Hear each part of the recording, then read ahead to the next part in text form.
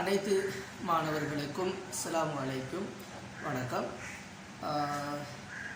இது எங்களுடைய 4வது தியரி கிளாஸ் கிரேட் 10. இதில் நாங்கள் படிக்க போகிற பாடம். இதுக்கு முதல்ல நாங்கள் மூலகங்கள் சம்பந்தமாகவும் கார்போஹைட்ரேட்டுகள தொழிற்பாடுகள் சம்பந்தமாகவும் புரதங்களுடைய தொழிற்பாடுகள் சொன்னால் பார்த்தது. இன்றைக்கு நாங்கள் பார்க்க போகிறது என்னென்னு சொன்னால் 3வது உயிர் ரசாயன மூலக்கூறு. 3வது உயிர் ரசாயன மூலக்கூறு லிப்பிட்னு சொல்லுவோம்.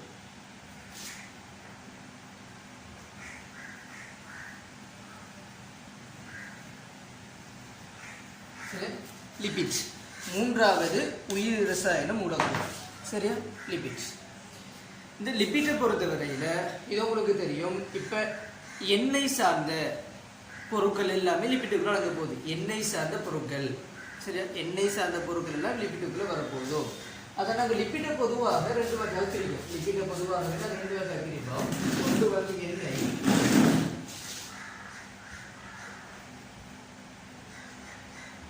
இன்னொரு கொழுப்பு.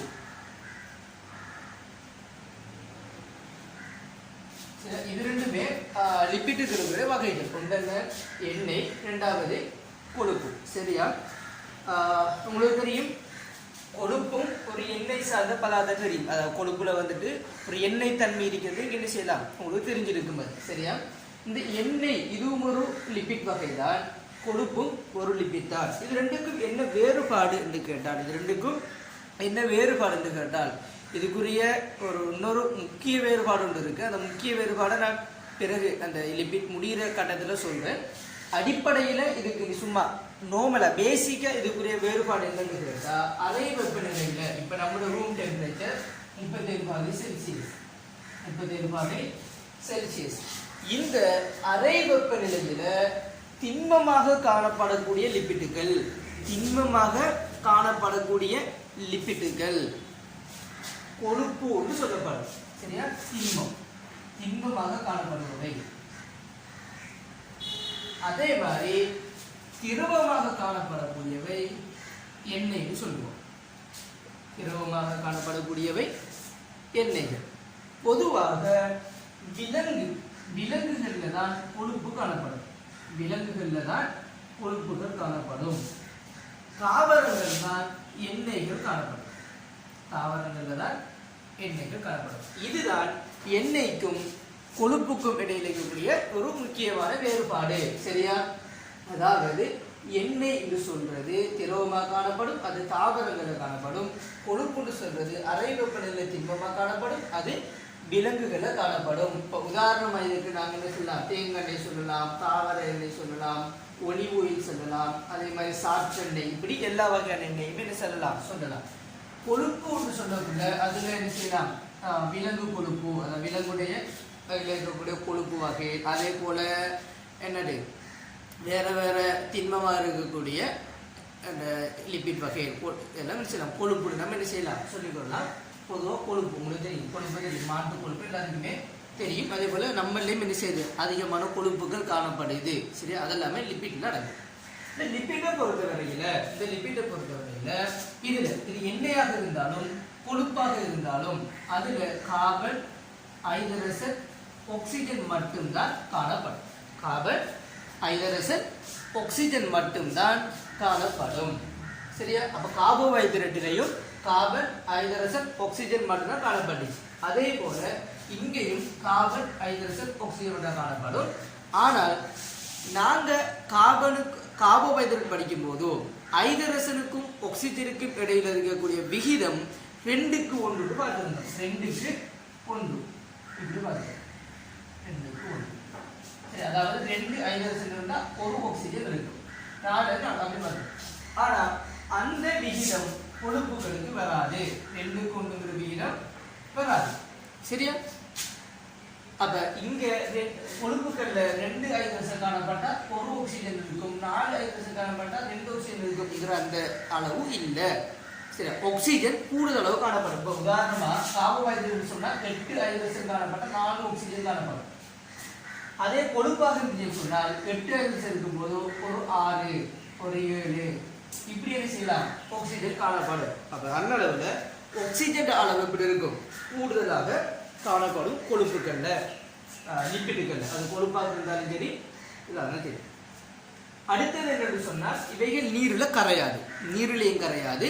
நீரை போல முனைவுள்ள பதார்த்தங்களையும் என்ன செய்யாது, நீர் வந்துட்டு முனைவுடையது. அதே போல நீரை போல ஏனைய பதார்த்தங்களை என்ன செய்யாது, கரையாது. உங்களுக்கு தெரியும், நீங்க வந்துட்டு எண்ணெயை வந்துட்டு நீர்ல போட்டீங்கன்னு சொன்னால் என்ன செய்யாது, நீர்ல எண்ணெய் கரையாது. நீர்ல என்ன செய்யும், எண்ணெய் மிதக்கும். அதே மாதிரி கொழுப்புகளும் என்ன செய்யாது, கரையாது. ஆனால் சேதன கரைப்பான்களில் கரையலாம். சேதன கரைப்பான் சேதன பதார்த்தங்கள் ஆகப்படும். தெரியும், காபனையும் ஐதரசனையும் கொண்டிருந்தால் அது நாங்க சேதன பதார்த்தங்கள் சொல்றோம். அப்ப சேதன பதார்த்தங்கள் ஆக்கப்பட்ட சில கரைப்பான்கள் இருக்கு, சரியா? நிறைய கரைப்பான் இருக்கு, சரியோ? குளோரோஃபோம் அப்படி குளோரோஃபோம் வராது, அல்கோஹால் வரும். அதே போல நிறைய கரைப்பான்கள் என்ன செய்யுது, காணப்படாது. நிறைய கரைப்பான்கள் சேதன கரைப்பான்கள் காணப்படுது. அந்த சேதன கரைப்பான்கள் பொதுவாக என்ன செய்யும், கொழுப்பு கரை நீரில் கரையாது. நாங்க இந்த கொழுப்புகளை நீர் வெறுப்புடைய மூலக்கூறு சொல்றேன், நீர் வெறுப்புடைய மூலக்கூறு சொல்றேன். ஏன்னா நீர்ல அது கரையாது. நீருக்கும் அதுக்கும் வந்துட்டு எப்போதும் ஒரு ஃபைட் தான், சரியா? நீர் இருந்தா மேலதேவர்களுக்கு தேவையில்லை. நீர் இருந்துச்சுன்னு சொன்னால் அதை என்ன செய்யும், அந்த நீரோட இருக்க விரும்பாது. அந்த நீர் வெறுப்புடைய மூலக்கூறுன்னு என்ன செய்யற, இந்த லிப்பிட்டுகளை சொல்லிக்கொள்ற, சரியா? இப்போ நீரில் வந்துட்டு இந்த லிப்பிட்டுகளை என்ன செய்யாது, கரையாது. இது ஒரு பாருங்க. அப்போ லிப்பிட் ரெண்டு வகைப்படுது, ஒன்று எண்ணெய், இன்னொரு கொழுப்பு. பொதுவாக இப்படி காணப்படுது. இந்த நீரில் வந்துட்டு கரையாது, சரியா? ஓகே. இப்போ இந்த லிப்பிட் எதால ஆக்கப்படுகிறோம்? இப்போ நாங்கள் ஒவ்வொரு உயிரியல் மூலக்கூறு, உயிர் ரசாயன மூலக்கூறு பார்க்கும்போதும் எதால ஆக்கப்பட்டிருக்குன்னு பார்த்துட்டு வந்தோம், சரியா? கார்போஹைட்ரேட்டுக்குள்ள அது பல் சாக்கெட்னு சொன்னால் ஒரு சாக்கெட்டில் ஆக்கப்பட்டிருக்குன்னு பார்த்தோம். இதுபோல் புரதம்னு சொன்னால் அமினோ அமிலங்கள் ஆக்கப்படுதுன்னு பார்த்தோம். அதே மாதிரி இந்த லிப்பிட்டுகள் எதால ஆக்கப்பட்டிருக்கும் என்று கேட்டால் லிப்பிட்டுகள் சொல்றது நல்லா வளைய போடுங்க. அது ஒரு பல்பகுதியும் இல்லை, ஒரு பல்பகுதியும் இல்லை. பல்பகுதி என்று சொன்ன ஒரே வகையான மூலக்கூறு திருப்பி வந்துட்டு நல்ல கூட என்ன சேரும். நிறைய ஒரு சாக்கரைட் சேர்ந்துதான் ஒரு பரு சாக்கரைட் உருவாகும். நிறைய அமினோ அமிலம் சேர்ந்துதான் ஒரு புரதம் உருவாகும். இப்படி உருவாக்குறதுதான் பல்பகுதியம். ஆனா கொழுப்புகள் இவ்வாறு உருவாகுவது இல்லை, சரியா? ரெண்டு மூலக்கூறு இருக்கு, அந்த ரெண்டு மூலக்கூறுகளை சேர்ந்துச்சுன்னு சொன்னா என்ன செய்யும், கொழுப்புகள் உருவாகும். ஸோ கொழுப்புங்கிறது ஒரு பல்பகுதியம் இல்லை, ஆனா ஒரு பெரிய மூலக்கூறு, சரியா? அது எது ஆகும்னு சொன்னால் முதலாவது கொழுப்பமிலம். இதில் கட்டமைப்பெல்லாம் உங்களுக்கு தேவையில்லை, கொழுப்பமிலத்தை கட்டமைப்பெல்லாம் தேவையில்லை. கொழுப்பமிலம். ரெண்டாவது கிளிசரோல். சரி, இதெல்லாம் கட்டமைப்பு இருக்கு. கிளிசரோல் எப்படி இருக்கும், கொழுப்பமிலம் எப்படி இருக்கும், அப்படிலாம் நிறைய கட்டமைப்பு. அந்த கட்டமைப்பு உங்களுக்கு தேவையில்லை. அப்ப இந்த கொழுப்பமிலமும் கிளிசரோலும் சேரும் போது என்ன உருவாகும், ஒரு லிபிட் உருவாகும். அதோட நாங்கள் ஏற்கனவே பார்த்தது போல எப்படி புரதங்கள் உருவாகிறது, ஒரு ஒடுங்கல் தாக்கமோ, அதாவது புரதங்கள் உருவாகும் போதும் என்ன செய்யும், நீர் இழக்கப்படும், ஒடுங்கல் தாக்கம். கார்போஹைட்ரேட் உருவாகும் போதும், அதாவது பல்சாக்கரைட் உருவாகும் போதும் நீர் இழக்கப்படும், அதுவும் ஒரு ஒடுங்கல் தாக்கம். அதே போல இந்த கொழுப்பமிலமும் கிளிசரோலும் சேரும் போது நீர் இழக்கப்படும். இந்த நீர் எப்படி இழக்கப்படுதுங்கிறத நான் கட்டமைப்பு கீரியன்ஸ் உங்களுக்கு விளங்கும், சரியா? அது உங்களுக்கு தேவையில்லைங்கிறத அந்த கட்டமைப்பு கீரி கார்டில் இனி தேவையான உங்களுக்கு என்ன செய்கிறேன், நோட்ஸில் சும்மா தந்து கொள்கிறேன். மற்றபடி என்ன உங்களுக்கு அந்த கட்டமைப்புகள் தேவையில்லை, சரியா? கட்டமைப்புகள் தேவையில்லை. என்னடா, இப்போ ஒரு கொழுப்பமிலமும் கிளிசரோலும் சேரும் போது லிப்பிட்டுகள் உருவாகும். அந்த உருவாகிற லிப்பிட்டின் போது நீர் மூலக்கூறு வெளியாகும். ஸோ இது ரெண்டும் சேர்றது ஒரு ஒடுங்கல் தாக்கமாக என்ன செய்யும் இருக்கும். இதுதான் ஒரு லிப்பிட் வந்துட்டு உருவாகிற முறை, சரி? இவ்வளவு நம்மளுக்கு லிப்பிட் சம்பந்தமாக தெரிய வேண்டிய விடயங்கள், உங்களுக்கு தெரிய வேண்டிய விடயங்கள் இவ்வளவுதான், சரியா? ஓகே. இப்ப இன்னொரு விடயம் பார்ப்போம். இந்த கொழுப்பமிலம், சரி, அது கிளிசரோல் பொதுவான விஷயம். இந்த கொழுப்பமிலம் ரெண்டு வகையில பிரியுது. ஒன்று நிரம்பாத கொழுப்பமிலம், இரண்டாவது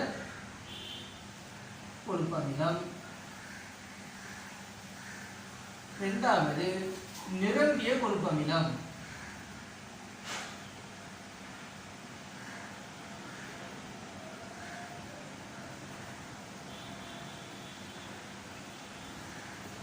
சரியா? இது அது என்னது குறிக்கிறது சொன்னால் இந்த கொழுப்பமீன்களை பொறுத்தவரையில் அதோட கட்டமைப்பு இப்படி தான் இருக்கும். கொழுப்பமீன்களோட கட்டமைப்பு இப்படி தான் இருக்கும். சரியா? இங்க ஒரு ஆர் கூட்டம் கூட காணப்படும். சரியா? நான் ஏற்கனவே ஆர் கூட்டம் என்னது புரதத்திர அமினோ அமிலங்களை சொல்லியிருந்தேன். இந்த ஆர் கூட்டம்ங்கிறது என்னது? சரி, அதாவது கார்பனையும் ஹைட்ரஜனையும் கொண்ட ஒரு கூட்டம். சரியா? ஏதாவது ஆர் கூட்டம். சரி, இந்த ஆர் கூட்டத்துல அவ கார்பன் ஹைட்ரஜன் இப்படி போகும். சரியா? கார்பன் ஹைட்ரஜனும் ஹைட்ரஜன் இப்படி போய்கொண்டு இருக்கக்குள்ள இந்த கார்பனுக்கும் எப்படியோ இப்ப போற இந்த கார்பன்ல எதனால ஒரு ரெண்டு கார்பனுக்கு இடையில என்ன காணப்படக்கூடாது? ஒரு இரட்டை பிணைப்புன்னு சொல்லுவோம். பொதுவாக பிணைப்பு சார்ந்த நம்ம பொருள் படிப்போம். ஒரு ரெண்டு மூலப்பொருளுக்கு இடையில ஒற்றை பிணைப்பு உருவாகலாம், இரட்டை பிணைப்பு உருவாகலாம், உண்மை பிணைப்பு உருவாகலாம். எல்லாம் நாங்கள் என்ன செய்வோம்? பொருள் பார்த்துக்கொள்வோம். பிணைப்புகள் நம்ம படிக்கக்குள்ள இப்படி இந்த கார்பனுக்கு இடையில ஒரு பிணைப்பு மாத்திரம் காணப்படுது, இரட்டை பிணைப்புகள் காணப்பட இல்லை என்று சொன்னால் அதை நாங்கள் சொல்லுவோம் நிரம்பிய கொழுப்பமிலம். சரி, சம்டைம் எதிரான ஒரு கார்பனுக்கு இடையில இரட்டை பிணைப்பு காணப்படுமாக இருந்தால் அதை நாம சொல்லுவோம் நிரம்பாத கொழுப்பமிலம்னு சொல்லுவோம்.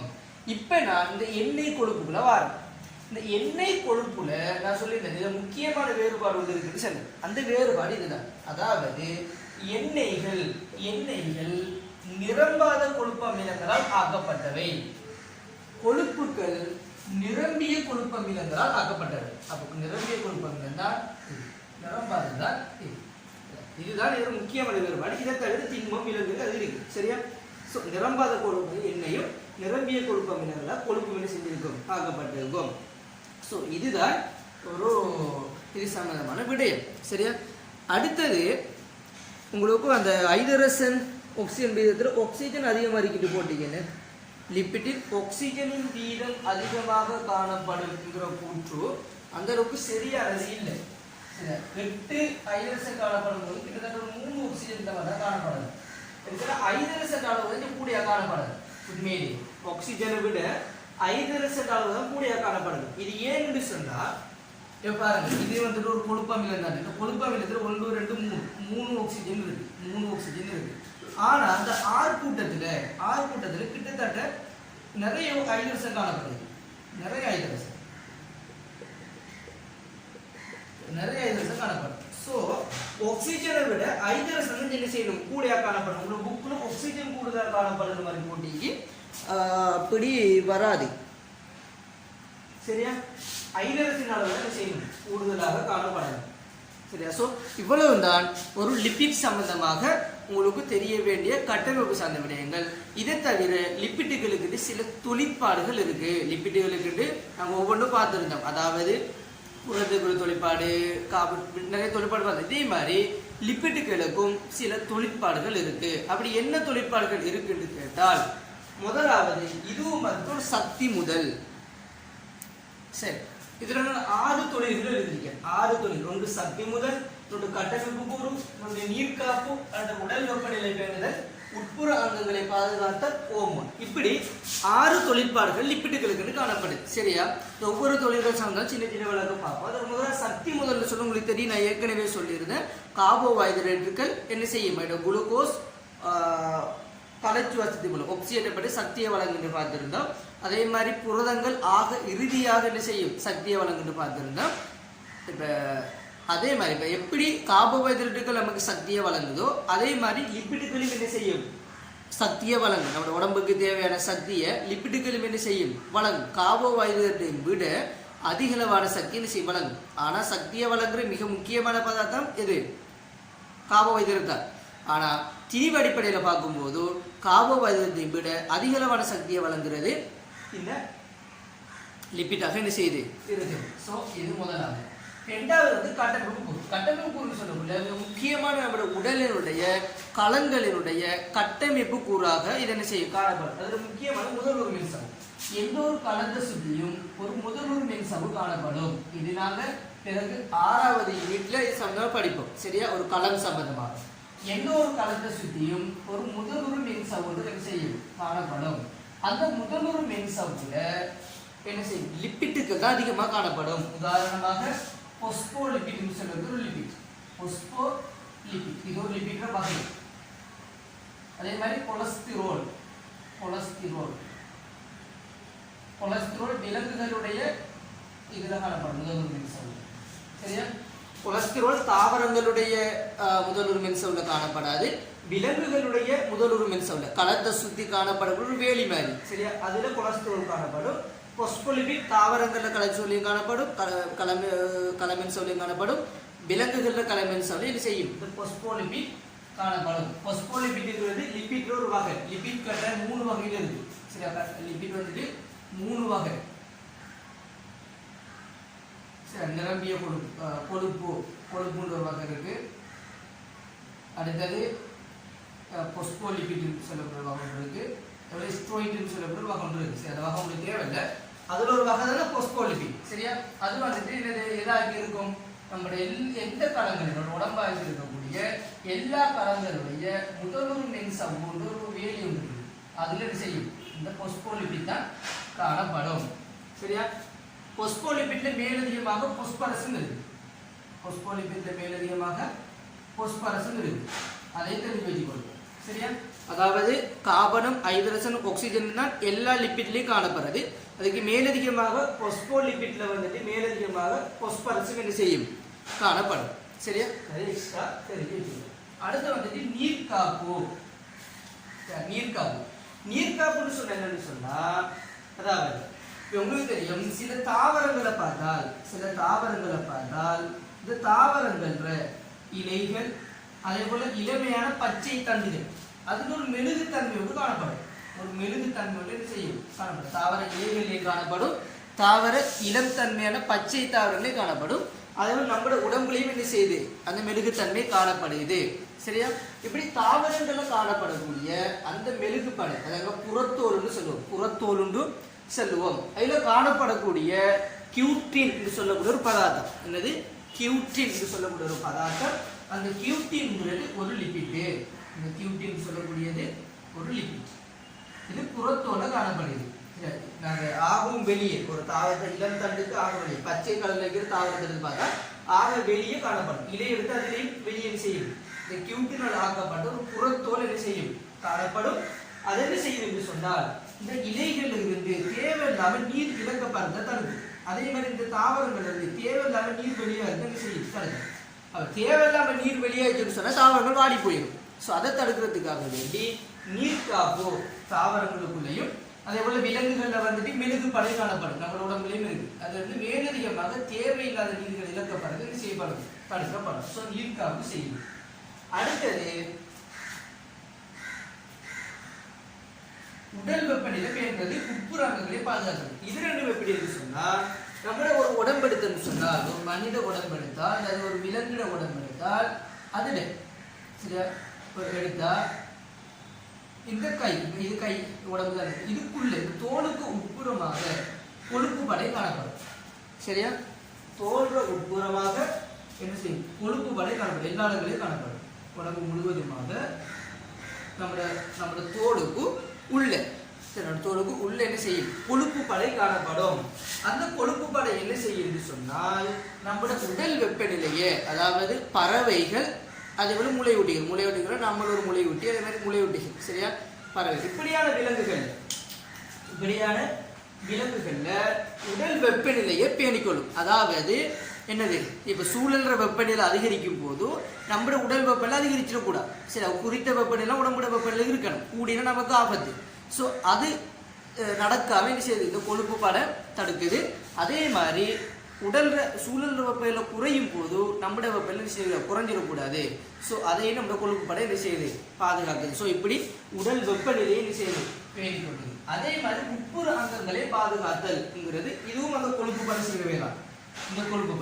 இந்த கொழுப்பு படை என்ன செய்யுது சொன்னால் ஏதாவது அதிர்ச்சிகள் நடக்கும் போது, ஏதாவது அதிர்ச்சி இப்ப நம்ம எவ்வளவு அதிர்ச்சிகள் நடக்கிறது, ஓடுறது, இப்படி நிறைய அதிர்ச்சிகள் என்ன செய்யுது வெளியே நடக்குது.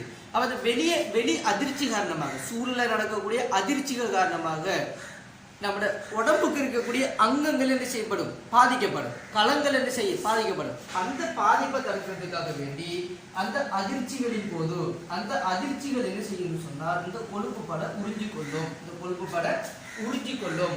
ஸோ அந்த அதிர்ச்சியை இந்த கொழுப்பு படை வந்து உறிஞ்சி இல்லாமல் செய்யறதால உடம்புக்குள்ள இருக்கிற களங்கள் என்ன செய்யும், பாதுகாக்கப்படும். ஸோ பாதுகாக்கப்படும்.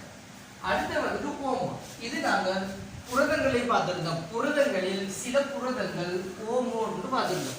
சில ஓமோங்கள் புரதங்கள் பார்த்திருந்தோம். அதே மாதிரி சில லிப்பிட்டுகளும் ஓமங்களாக காணப்படும். அப்ப சில ஓமங்கள் லிப்பிட்டுகளாக என்ன செய்யும், காணப்படும். அதுல உதாரணமா டெஸ்டோஸ்டெரோன்,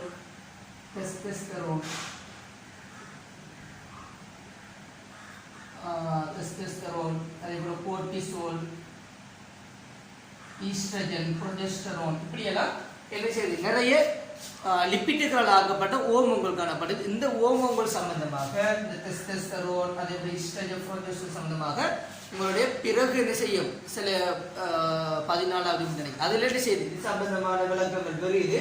அதனால புறம் பார்த்துக்கொள்ளலாம். ஸோ இப்படிப்பட்ட சில ஓமங்கள் என்ன செய்யுது, லிப்பிட்டுகள் ஆக்கப்பட்டீங்க உங்களுக்கு தெரிஞ்சிக்கணும். ஸோ கட்டமைப்பு கூறு, சக்தி முதல், நீர்க்காப்பு செய்து, உடல் வெப்பநிலை பேணுது, உட்புறங்களை பாதுகாக்குது, ஓமங்களாக தொழில்படுது. ஸோ இவ்வளவுதான் உங்களுக்கு தேவையான கொழுப்பு சம்பந்தப்பட்ட விடயம். இதை தவிர இறுதியாக ஒரே ஒரு விடயம், கொழுப்புகளை வந்து நாங்கள் இனம் காண்றது. அதுக்கு என்ன செய்யறதுன்னு சொன்னால், ஒரு பாத்திரத்துக்குள்ள ஒரு சோதனை குழாய்க்குள்ள நீங்கள் என்ன செய்ய சொன்னால் ஒரு சிறிதளவு எண்ணெய் எடுத்துக்கொள்ளுங்க. சிறிதளவு எண்ணெய் எடுத்துக்கொள்ளுங்க. அந்த எண்ணெய்க்குள்ள வந்து சூடான் 3 ஒரு கரைசல் இருக்கு. சூடான் 3 லெப்ட்ல கிடைக்கும். சூடான் 3 கரைசல். இந்த சூடான் 3 சில துளிகளை நீங்க என்ன செய்யணும்னு சொன்னா இதுக்குள்ள போடுங்க. இதுக்கு போட்டுட்டு நல்லா குலுக்குங்க. குலுக்கி போட்டு சரி, இதுக்குள்ள எண்ணெய் எடுத்து சூடான் 3 கொஞ்சம் இதை போட்டு நல்லா குலுக்கி போட்டு பார்த்தீங்கன்னு சொன்னால் ரெட் கலர் கோலங்கள் காணப்படும். சின்ன சின்ன சிவப்பு கலர் கோலங்கள் என்ன செய்யும், உள்ளுக்கு தோன்றும்.